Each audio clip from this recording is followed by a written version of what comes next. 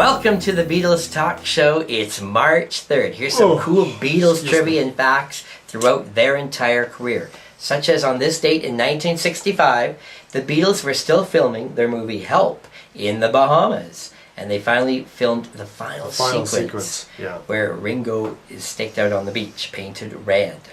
See, the movie revolves around this ring that's on Ringo's finger that they can't get off. And if you've never seen the movie, and this cult is trying to kill Ringo to get this ring off. Go see the movie. Go see the movie, buy the movie, it's great. Yeah. On this date in 1967, the Beatles were in the recording studio at EMI Studios in London, working on the song Sgt. Pepper's Lonely Hearts Club Band, and they brought in 4 French horn players to record overdubbed parts for that song. Very important. Isn't opening that track. cool? Back then, there was no such thing as sequencing or any of this stuff. If you had to have horns or orchestration on your albums, it had to be live. You needed real players. And I think that's what's missing in today's world, man. It's just too damn easy. You know? Yeah. That's why there's so many musicians out of work.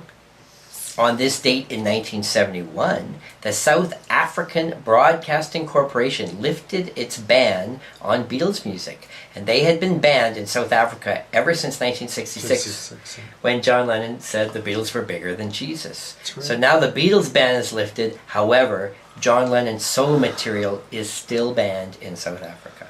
You know, didn't that have such a huge impact on everything? That one statement, you know, in a teen magazine could have that big of an impact that his stuff was still banned. You could actually say that it was good PR, because did it really hurt any sales? Probably not. Did it hurt their career, really? It just got them a lot more publicity. Maybe made them look more rebellious, and therefore maybe the certain part of their audience liked them even more. Could be. You know, I think part of me says that he was taken out of context, John, when he was talking to his friend, the reporter. But part of me says he actually meant what he said, because it is a fact. They were bigger than anything on Earth at that time. So he was probably right by saying that. You know, it's just that people took it the wrong way. You know, now it's all this. Anyway.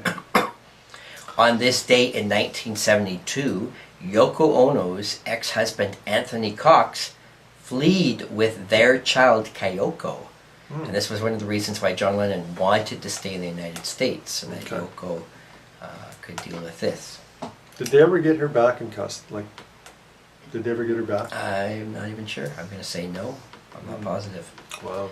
On this date in 1973, George Harrison won a Grammy Award for Album of the Year for the 1972 release of the Concert for Bangladesh, a triple live album that was recorded in 1971. Great album featuring Bob Dylan, Ringo, Leon Russell. I mean, Badfinger. Yeah, it's endless. Yeah. Great album. Yeah. So my dear friends, come back when you can.